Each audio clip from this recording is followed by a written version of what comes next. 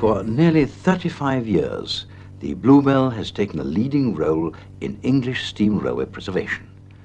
The story began back in the 1870s, when cooperation between local landowners and the London, Brighton and South Coast Railway resulted in the construction of a cross-country route between Lewes and East Grinstead. The line was opened on the 1st of August 1882 and supplemented the following year with a branch to Haywards Heath. Later, there was also a narrow gauge connection to a dairy at Sheffield Park. Until World War I, the line prospered. But when the Southern Railway took over in 1923, motor transport eroded the line's staple goods traffic. The station facilities were drastically reduced. From then on, busy station scenes such as this arrival of a Somerset farmer were increasingly rare. The line was losing money, and in May 1955, it was suddenly closed. At this point, a local resident discovered that British Railways were still legally bound to run 4 trains a day, and the line was reopened for another 3 years. After final closure, a Railway Preservation Society was quickly established, and in August 1960, the Bluebell Railway ran its first train. This was the first time that anyone had successfully preserved a standard gauge section of British railways. From the very beginning, the intention was to create a living museum, preserving all the atmosphere of a rural steam railway. The original stock of 2 small engines and 2 coaches has since grown into a large collection, and today an impressive roster of locomotives are housed in and around the running sheds at Sheffield Park. The collection concentrates on classes typical to the south of England, encouraging the Maunsell and Bulleid societies to house their locomotives here too. British Rail standard classes built during the 1950s are also preserved, while in the yards and sidings many more locomotives wait patiently for restoration. Sharpthorne is unique, as she was actually used to build this line over 100 years ago. But a special place is reserved for Stepney and Bluebell, the railway's first acquisitions back in 1960. Sir Vincent, an Aveling and Porter geared drive engine, is on loan from Hinbury Hill, and today, with a little help from Normandy and number 1618, she's due to return home to Northants. Normandy is a Class B4 040 tank, built for the London and South Western Railway in 1893. This Adams engine spent more than 50 years shunting in the docks at Southampton.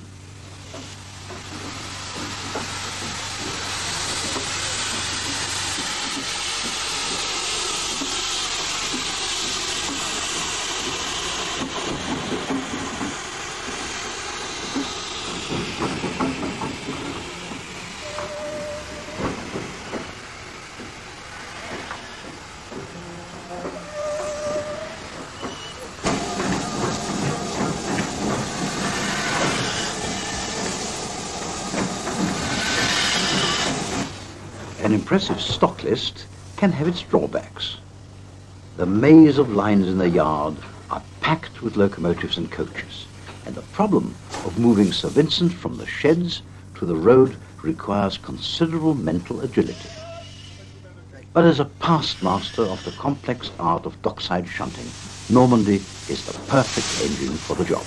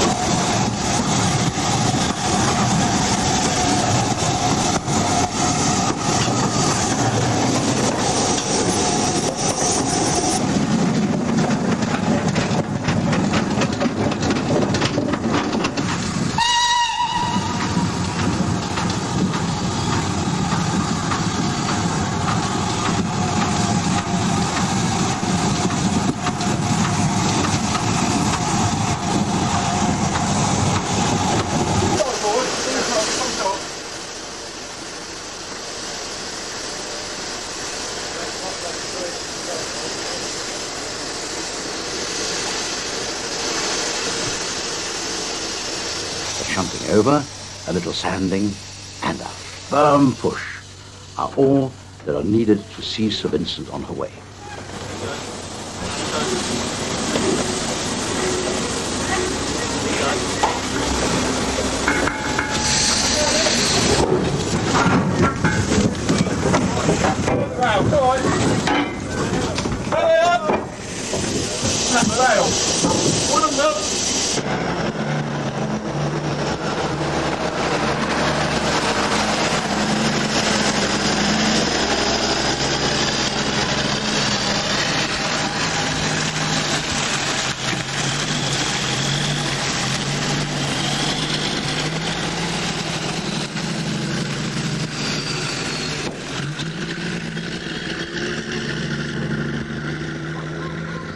A step back in time now to the Easter of 1991, when a Terrier tank, Stepney, was preparing to run light up the line out of Sheffield Park Station.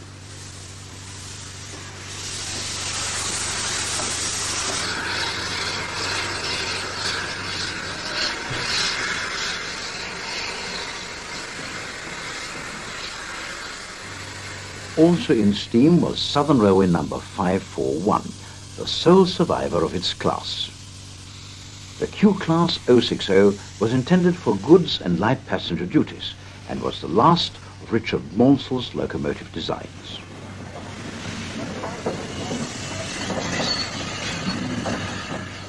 As people arrived at the station, 541 waited to work the first passenger train of the day. Since her arrival on the Bluebell in 1978, 541 has undergone extensive restoration, which has enabled her to clock up some of the highest mileages on the railway.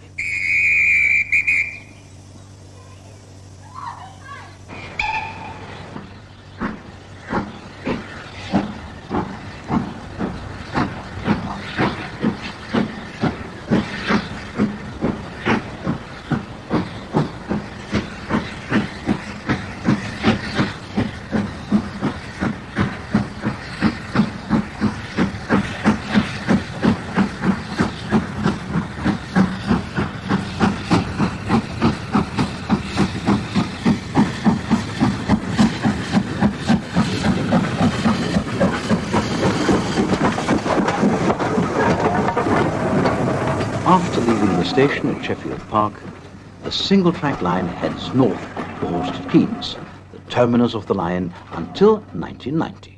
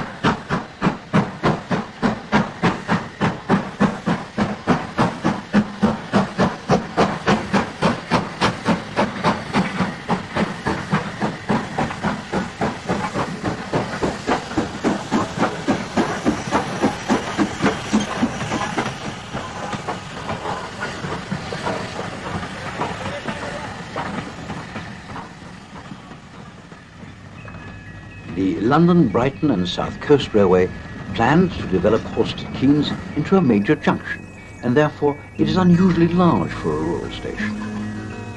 Now restored to the appearance of a Southern Railway station in the 1930s, Horsted Keynes is a superb example of period restoration. Its unique collection of old enamel advertisements and the attention to detail has brought the age of steam firmly back to life.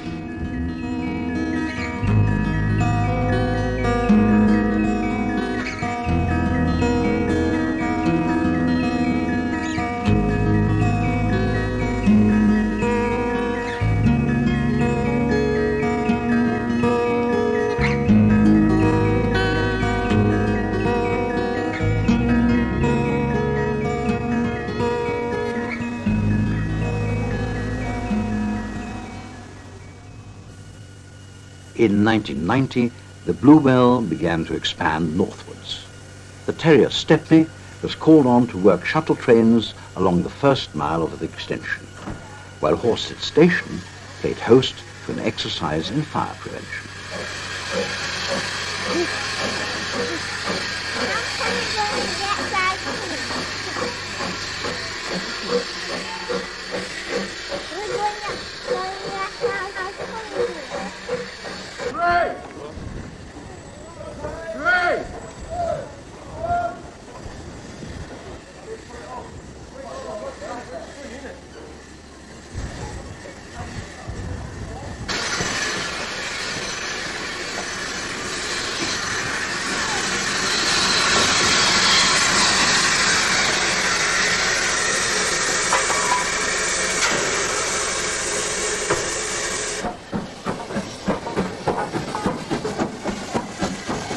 With the return of the shuttle, number 541 ran around a train before taking passengers back down the line to Sheffield Park.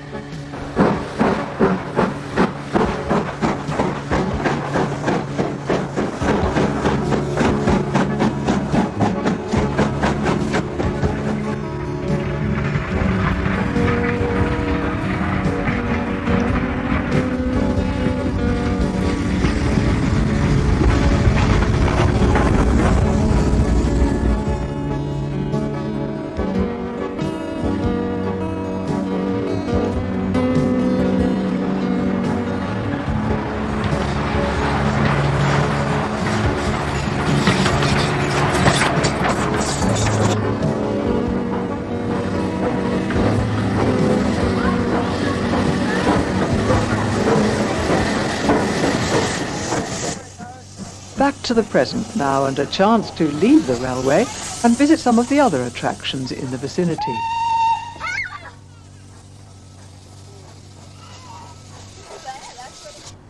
Sheffield Park Gardens is owned and protected by the National Trust. Covering 100 acres and set around a landscape designed by Capability Brown, the garden has one of the finest collections of flowering and coniferous trees and shrubs in the British Isles.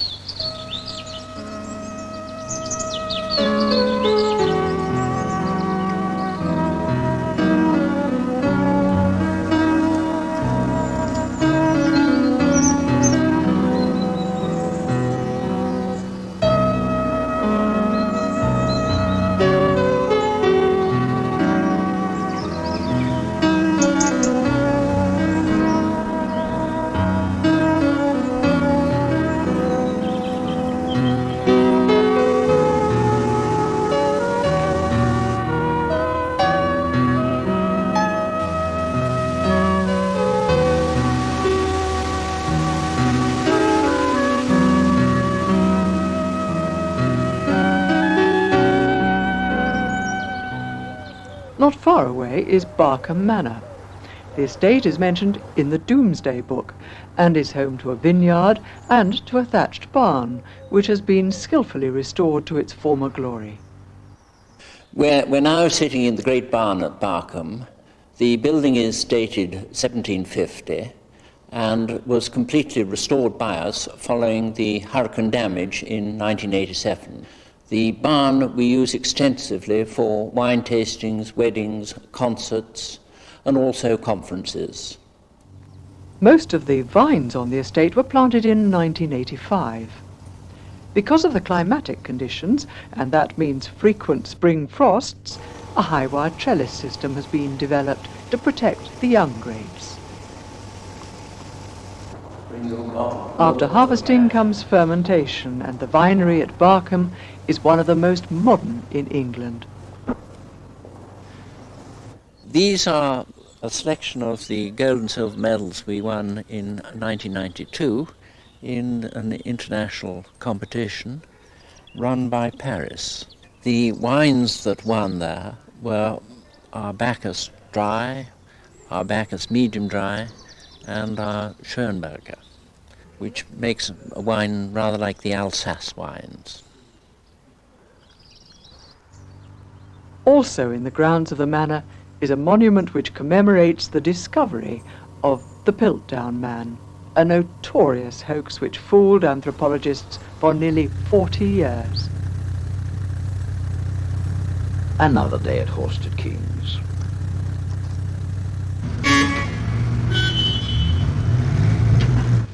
And the Permanent Way gang prepares to set out for a day's work on the line.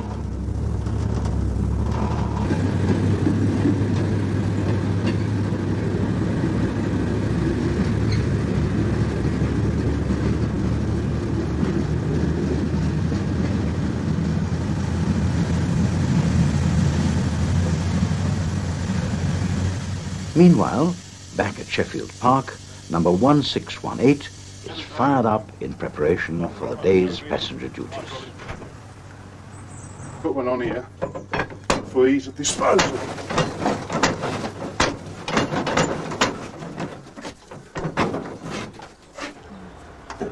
Do you know what you're doing?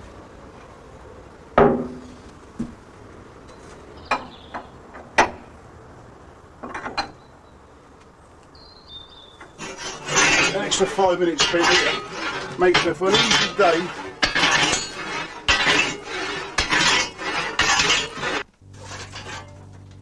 Number 1618 is a U-class locomotive designed by Monza and built in Brighton in 1928. Nicknamed U-boats, these moguls became standard mixed traffic locomotives throughout the entire Southern Railway system. Although only the second engine to be rescued from the renowned scrapyard in Barry, number 1618 had to wait until 1977 before a move to the Bluebell enabled regular running to be resumed. 16 years later, driver Mick Blackburn gives his impression of the locomotive. Well, I like driving the U-Class. It's a very easy machine to drive. It's very economical. It does whatever we want it to do. But I haven't really got any favourites. I'm quite willing to have a go on any steam engine. One day someone said, oh, there's a steam railway starting up, Bluebell Railway, and I came along. That was back in 1960. I just like steam locomotives.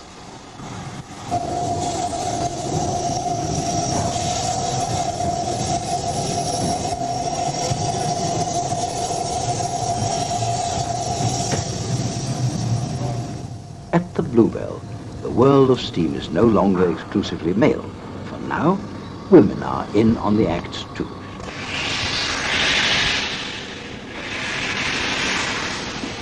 My name is Heidi Moforth. I'm a senior fireman on the railway, which is one grade below a driver. It means I'm passed out to drive shunting engines around the yard, and I hope to be taking another test within the next year or so, which will pass me out as a fully qualified engine driver. I started as a cleaner, as everybody does, and worked my way up through the grades of past cleaner, fireman and senior fireman. It's taken me just over 12 years at this point, which is about average.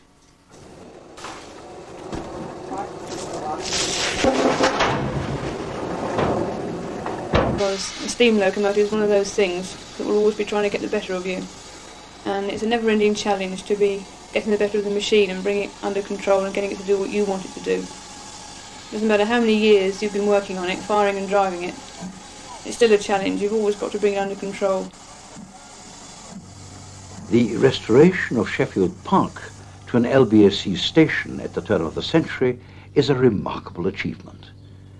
In the 1920s, the station lost its footbridge, signal boxes and canopy, and by 1960, the deserted and weed-choked site had only a few sidings and a water tower. The museum gives an interesting insight into those early days, but visitors can also feast their eyes on all the other paraphernalia which once accompanied the Iron Horse.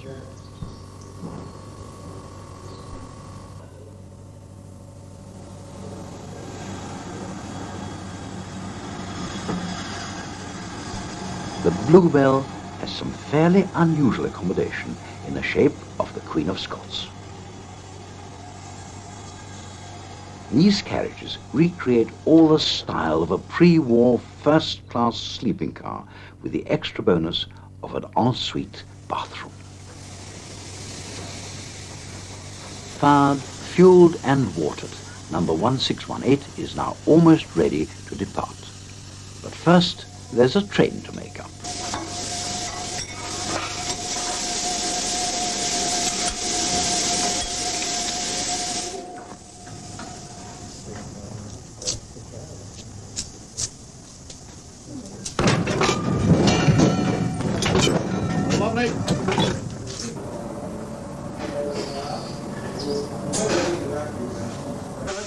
For most people, standard class travel is more than adequate. But for the lucky few, there is a place at the table in the Pullman dining car, Fingal. Built in 1924 for use by the LNER, Fingal also served on the Bournemouth Bell before being withdrawn in 1962. Just outside Signal Box is the 5 Pullman car Fingal, which is serving luncheon on this service. Towards the rear of the train you'll find first class accommodation.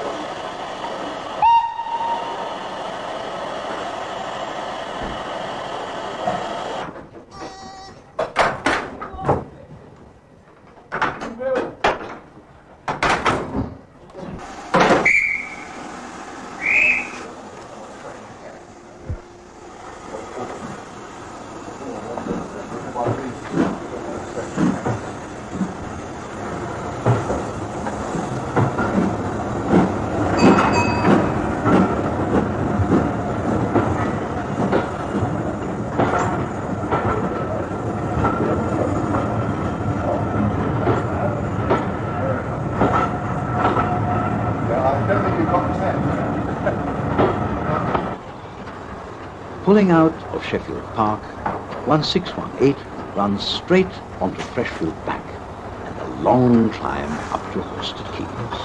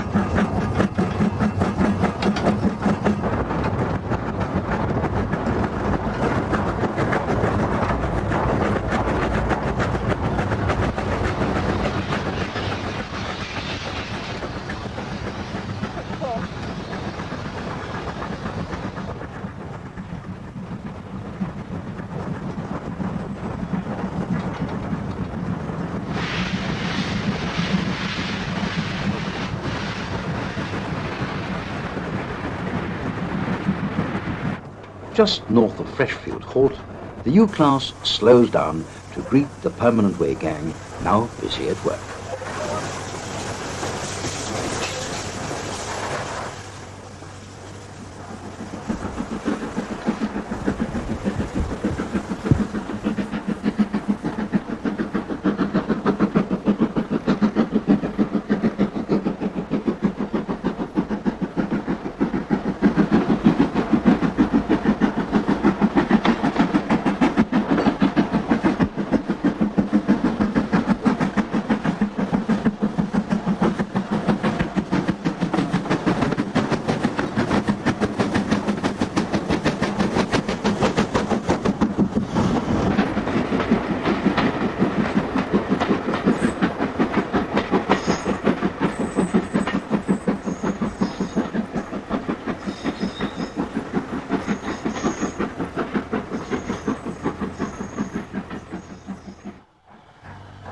Arrival at Horsted Keynes, and here tokens are exchanged before the passengers can disembark for a look round the station.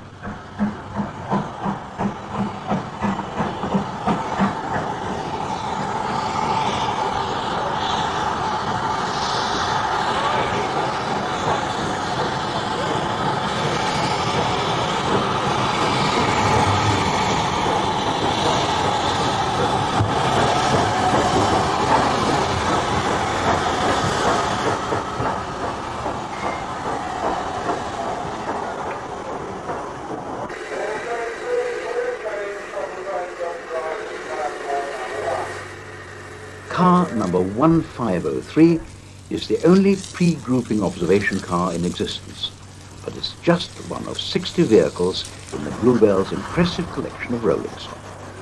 As with locomotives, the policy is to build up a stock list which represents the railway history of the south of England. The collection includes passenger and goods stock, coaches, special saloons, vans, trucks, wagons, cranes, and even trolleys. The carriage and wagon department at Horsted Keynes restores and maintains all the Bluebell's rolling stock. Their quality of work is second to none. Well, this is something we do every 6 months. We need to check and find out what condition the oil is in. The first thing is to put a syringe in and suck some of the oil out, and you can see that it's oily. Examine the pad. First of all, there's no glazing, so at least the oil's been getting through. There's no white metal from the bearing, and there's no scuff marks in it to suggest that there's any marks on any damage to the axle itself. That's the end of the axle. That's the white metal and gunmetal bearing. I run my fingers along the underside of the axle bearing to see if there's any rough places.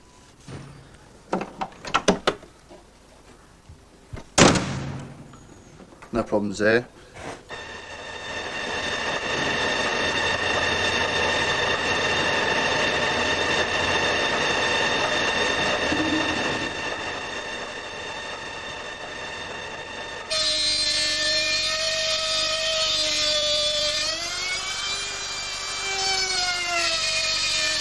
There's a coach in the shed at the moment up here, which we've just recently trimmed, me and my mate here.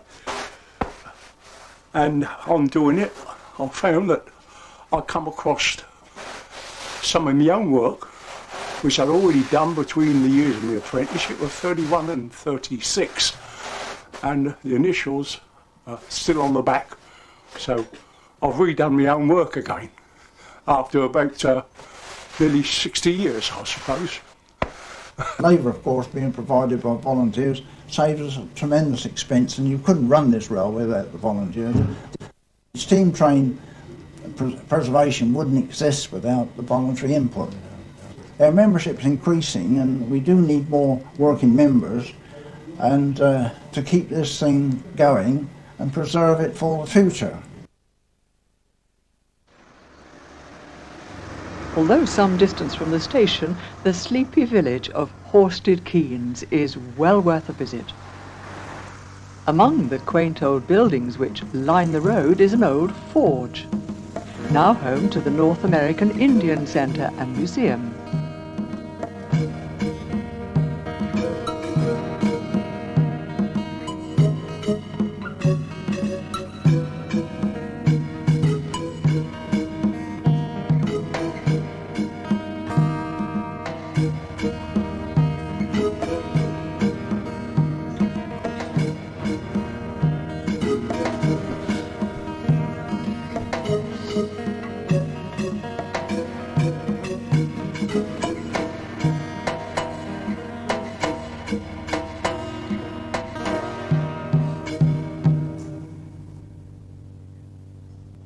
The old station at West Hoathly is our next destination. We rejoin number 1618 as she continues her journey up the line.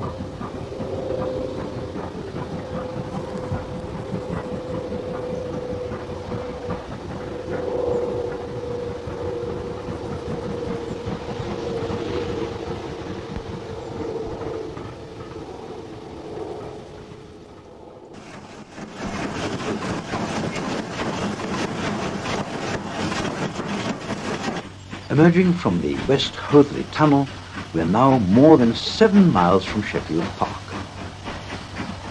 Sadly, the railway temporarily terminates here, just short of New Coombe Bridge, pending the continuation of the extension to East Bridstead.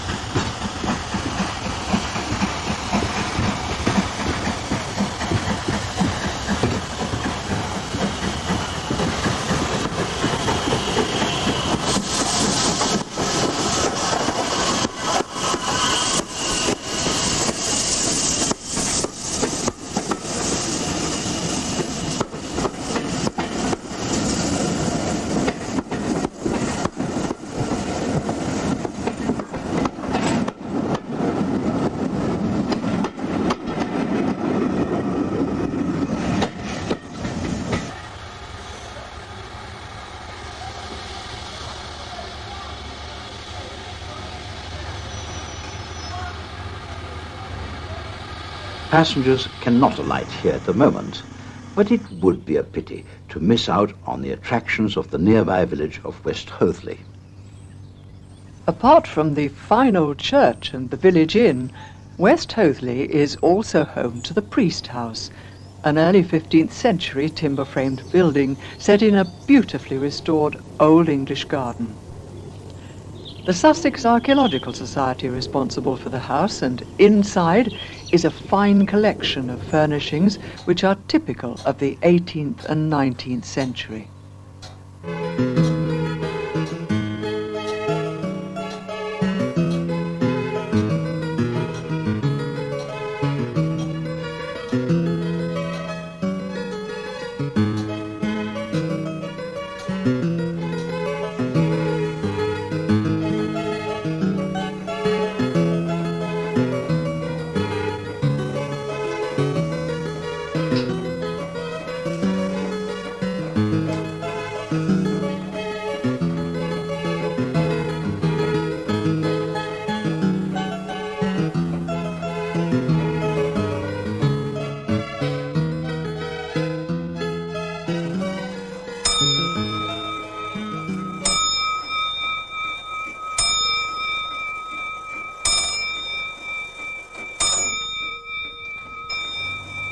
Just a few miles away, on the Sussex Weald, the Royal Botanic Gardens have created an environment of rich diversity within the grounds of Wakehurst Place, a National Trust property.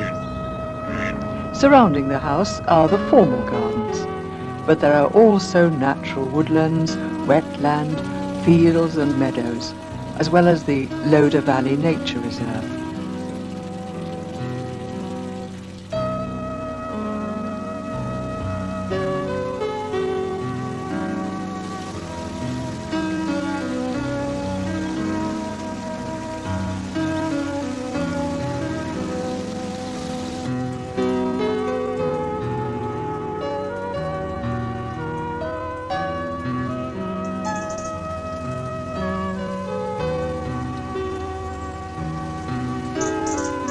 The Bluebell is surrounded by beautiful countryside, providing a home for much more than steam trains. For the careful observer, there's wildlife in abundance, some of it even taking up residence in the station buildings.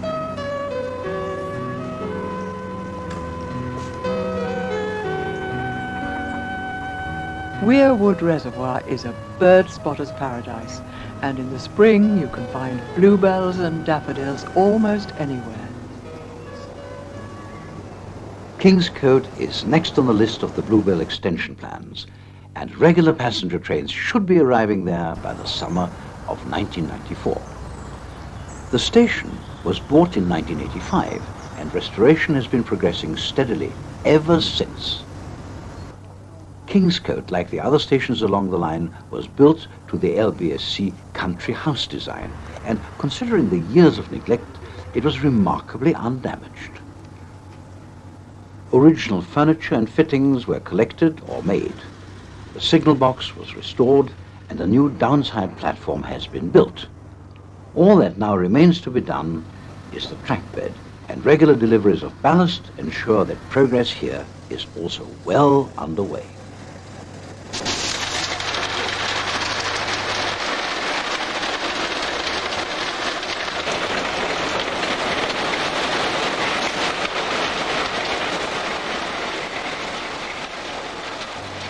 The trackpad continues to the north, and although completion of the line may still be a few years away, it now seems certain that the Bluebell will eventually be running steam trains all the way into East Grinstead. Here, the prize is the connection with the rest of the National Rail network.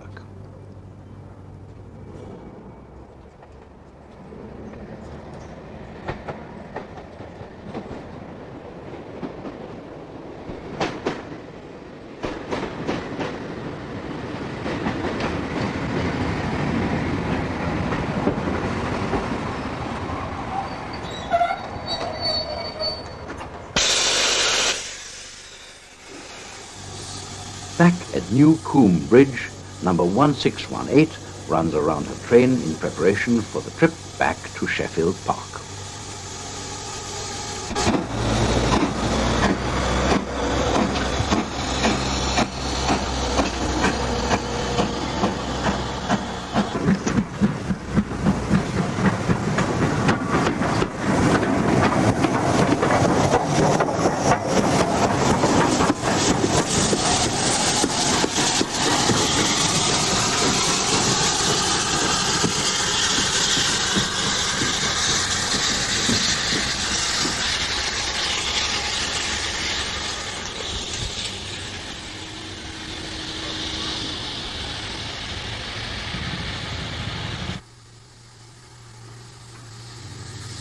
Attention to detail is all important, and the old Lewis to East Grinstead head code must be attached to the tender before the guard can show the green flag.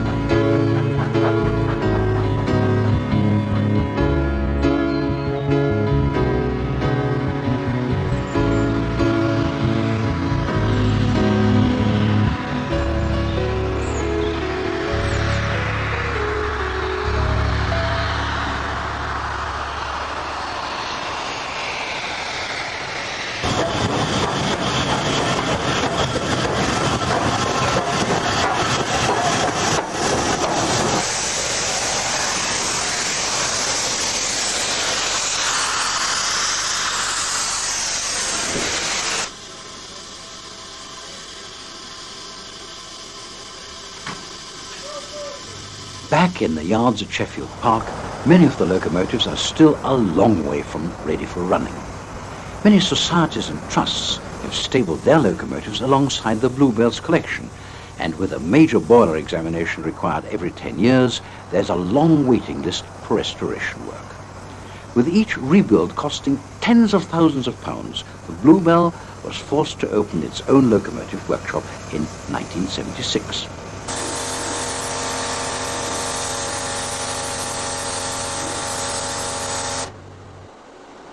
Today the workshops are working on 2 locomotives. Portline number 35027, a Merchant Navy class Pacific built for the Southern Railway in 1948, and work is now progressing on her fireworks.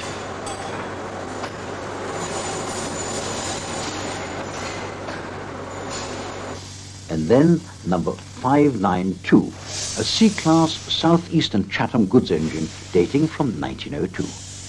She has recently been awarded a new boiler certificate.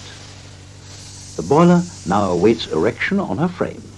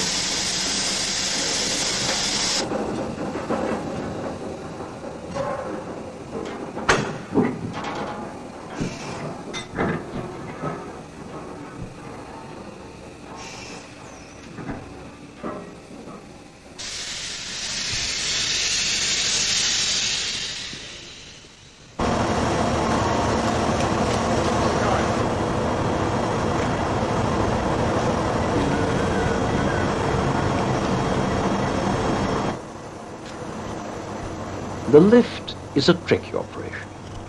First, the boiler must be fitted to the ash pan, and then the whole assembly has to be carefully lowered into the frames at just the right angle.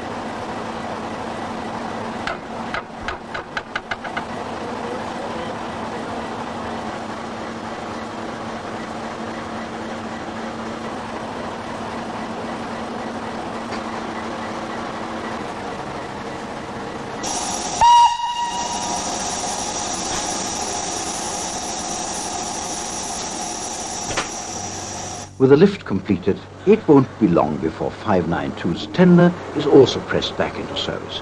But first, the chimney must be remounted with a little help from the works hoist.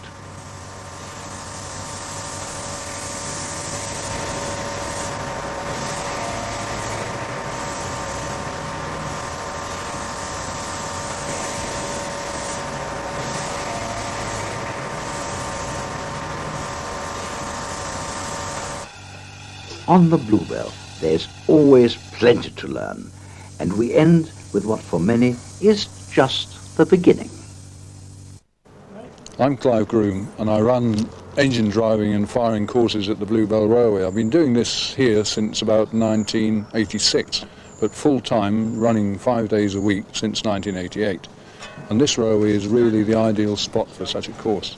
As you've seen, and as you will see, there are pieces of locomotive, types of locomotive, valve gears, all sorts of things that are ideal for a basic course. And we go through all of that in the first 2 days, and then using these very finely maintained machines, we operate within the station limits and subsequently up the line. It's a 5-day course, and the Bluebell Railway has supported it from the very first day. It's been a very, very interesting experience for me, and the students come from all over the world to do it.